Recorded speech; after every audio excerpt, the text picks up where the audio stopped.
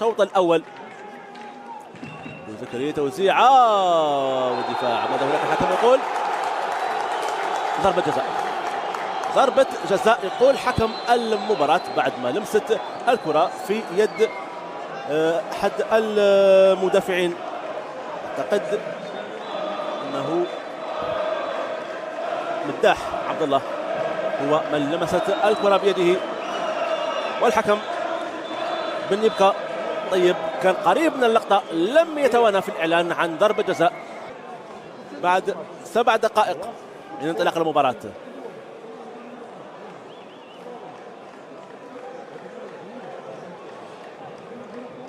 ضربة الجزاء ميلود ربيعي أمام مهمة افتتاح مجال التهديف، ويتمكن ويسجل من افتتاح مجال التهديف ميلود ربيعي لمصلحة فريق النادي الرياضي القسنطيني من ضربة جزاء. الكرة في جهة والحارس شريف محمد طيب في جهة، وإذا يتمكن ميلود ربيعي من افتتاح مجال التهديف لمصلحة النادي الرياضي القسنطيني بعد مرور 8 دقائق عن انطلاق هذه المباراة.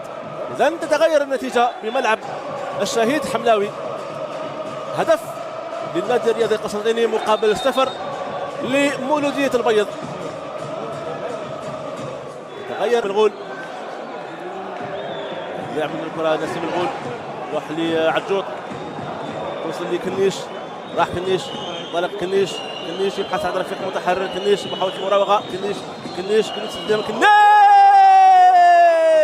الهدف الأول، هدف التعادل، هدف التعادل لكنيش.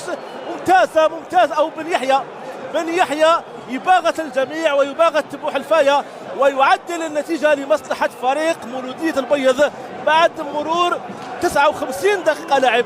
إذن تتغير النتيجة هنا بملعب الشهيد.